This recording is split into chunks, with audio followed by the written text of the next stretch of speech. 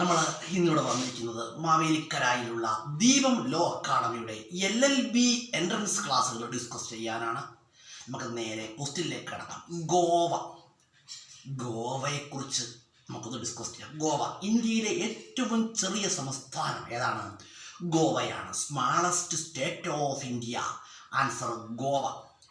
ഗോവയുടെ തലസ്ഥാനം ഏതാണ്?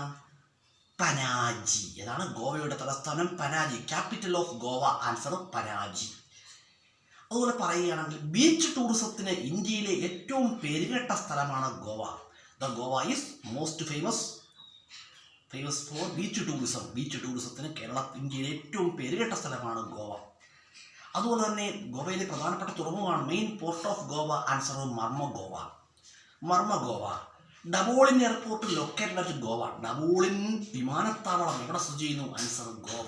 ഡബോളിൻ വിമാനത്താവളം ഗോവയിലാണ്. അതുപോലെ തന്നെ ഗോവയുടെ ജീവരേഖ എന്നറിയപ്പെടുന്നു. Life line of Goa. Answer Mandovi river Mandovi നദിയാണ് ഗോവയുടെ ജീവരേഖ എന്ന് അറിയപ്പെടുന്നത്. ഏകീകൃത സിവിൽ നിയമം നിലവിലുള്ള ഇന്ത്യൻ സംസ്ഥാനമാണ് Goa. The state Goa following uniform civil code. Article 44 deals with uniform civil code. Article 44 uniform civil കോഡിനെ കുറിച്ച് പരാമർശിക്കുന്നു. ഏകീകൃത സിവിൽ നിയമത്തെക്കുറിച്ച് പരാമർശിക്കുന്നു.